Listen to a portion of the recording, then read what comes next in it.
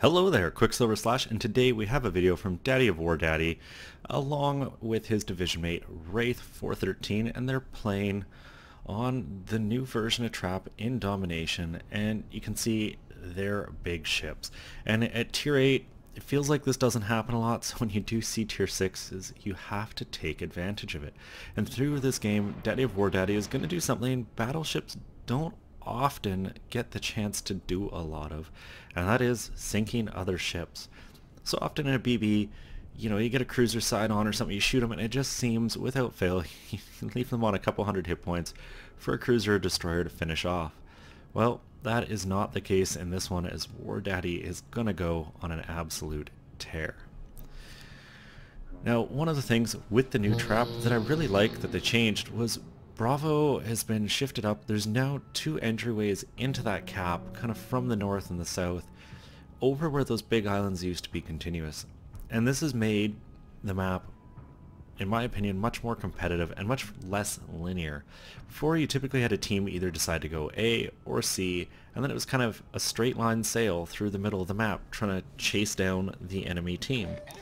Well, with these new gaps in the islands, there is basically more routes. There's more ways to get into B, to contest it, to get out, and it's just made it a little bit more dynamic. Now, you still do basically get a big push to A or C, but the fight at B has definitely changed. You can see Wardaddy is going to B to start this one off, and I don't disagree with it. You've got the team up at the north coming down here.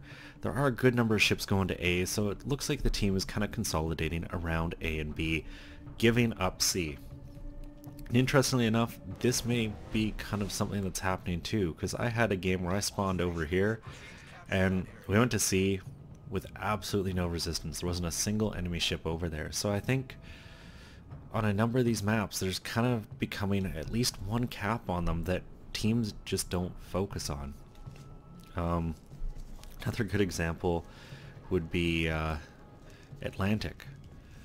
There's typically a bit of a fight over A, but C doesn't get captured a whole lot. North would be another one with that D cap way out on the side, yet once in a while you get half a team that goes out there removing themselves from a fight. So Wardaddy's first volley was with HE, gets 12,000 damage and a fire that looks to still be burning. That Turpit's choosing not to put it out right away, which is probably a safe call. It's got to get in behind an island, and I can only assume that Mahan was spotted, so the Turpit's knows torpedoes might be coming his way, but for the second volley, Wardaddy swaps to AP. And well, we're not going to get to see them actually hit, but they do. 3 penetrating hits for a little more damage. He's already up to 22.5 kind of out of those first 2 volleys. Not a bad start. And you can see Wardaddy is deciding, I'm going to push up to C. And when you look at the map, smart move. The enemy team is pretty much consolidated in A. They're going to get it. You need to clear out a flank. So really Wardaddy's whole team needs to just get up to C, take it out. A couple ships hang back here to try to slow these down so that they can basically take map control over half the map. Those shells missing just a little bit, a couple overpens. Not a lot of damage there, but it is more damage, so can't complain about too much.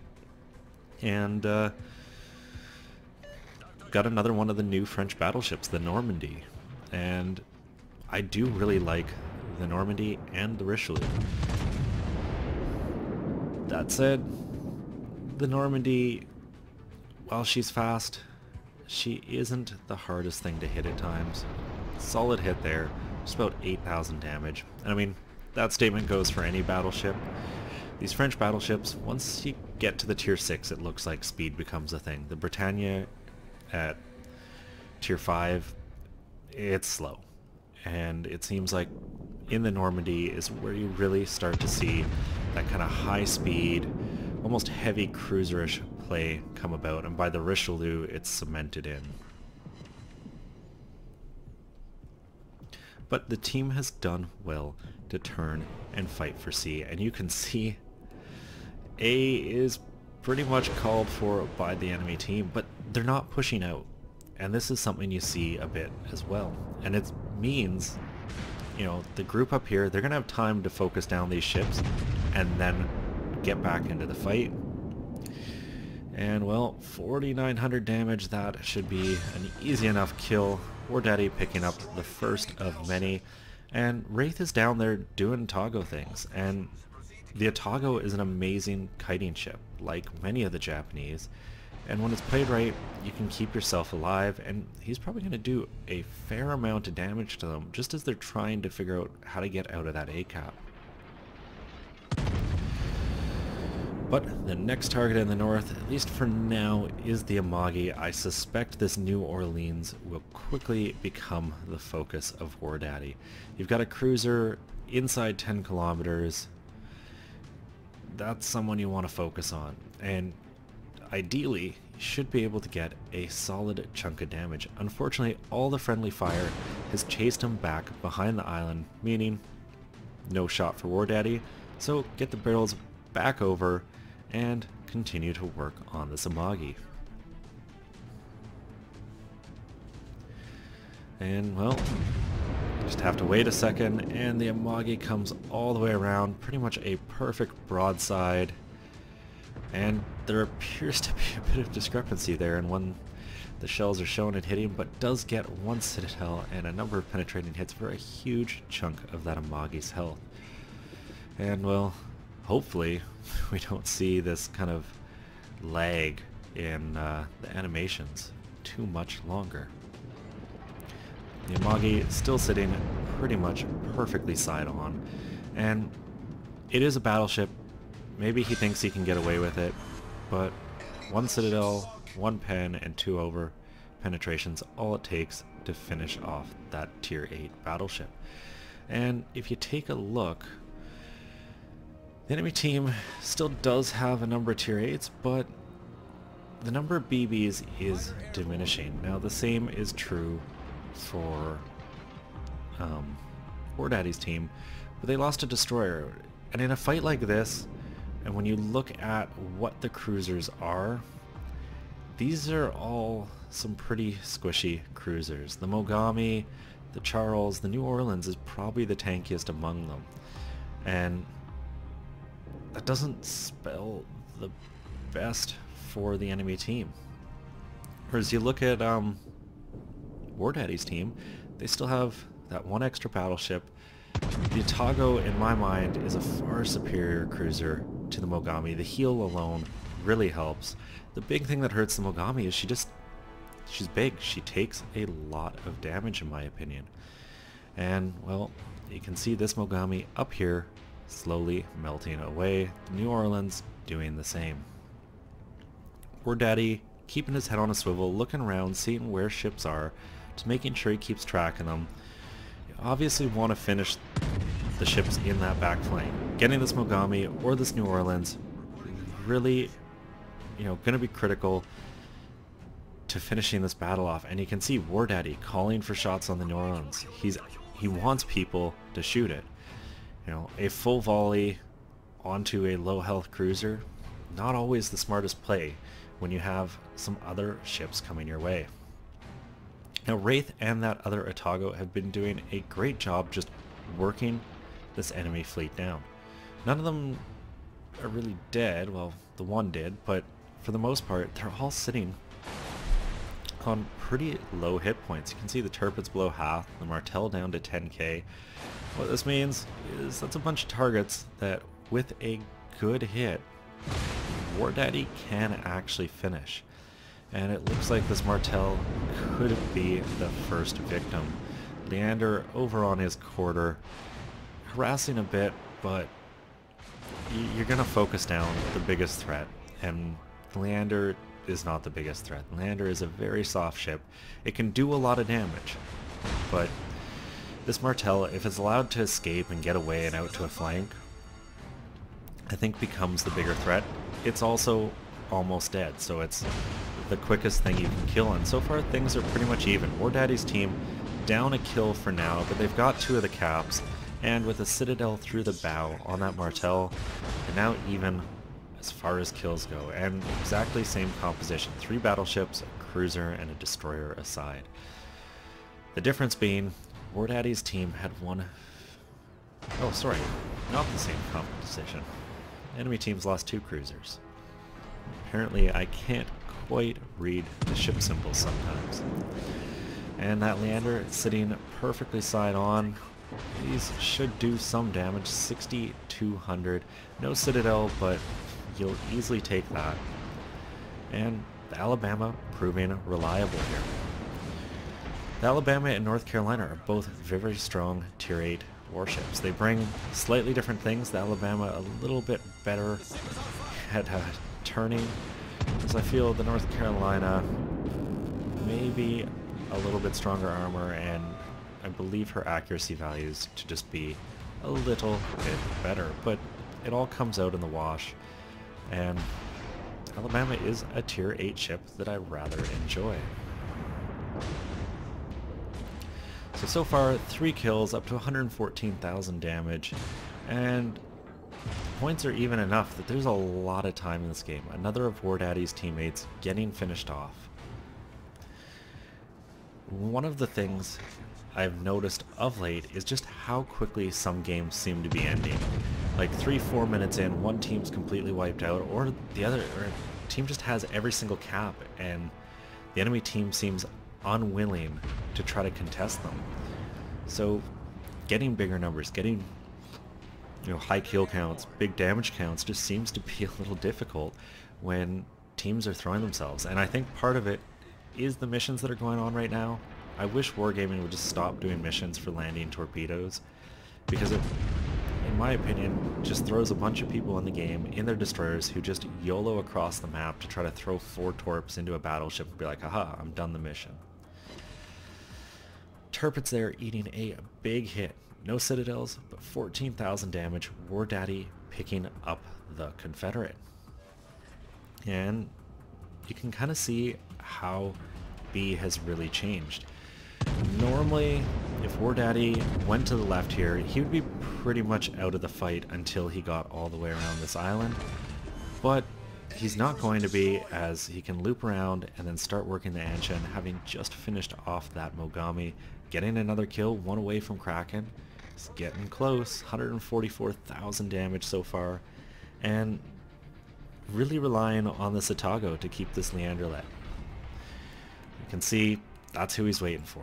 Wardaddy wants this Leander, but he's also ready for the Anshan. Pops out,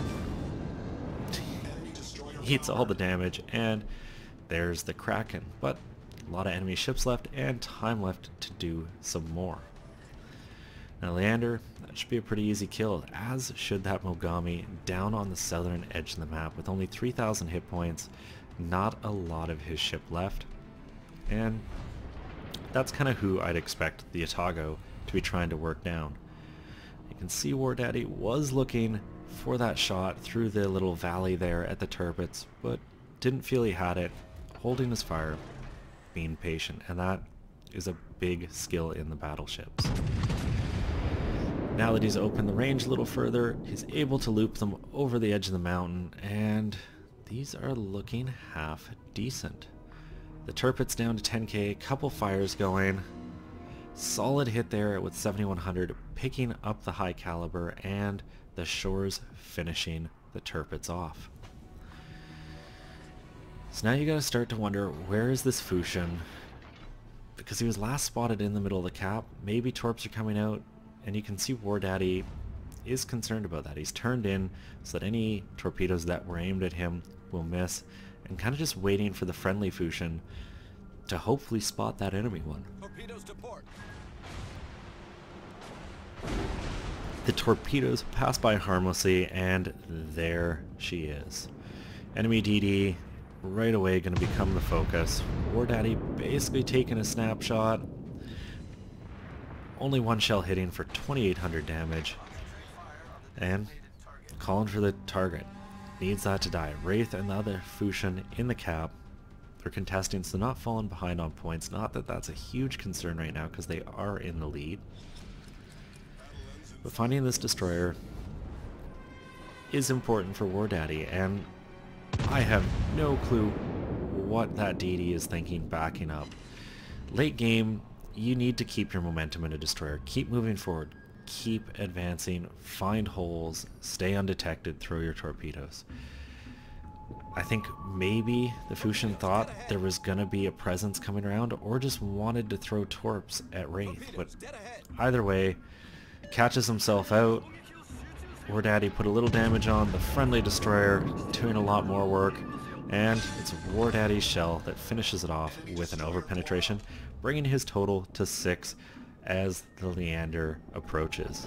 And that Leander may look like it's on full health, but no British cruiser is safe from a battleship, ever. Bow in, angled, sometimes you just take immense amounts of damage.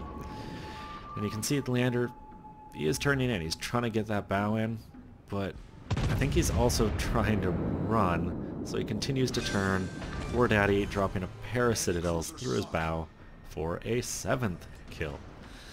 And then there were 2 ships left. A low health Mogami and a half health Tirpitz.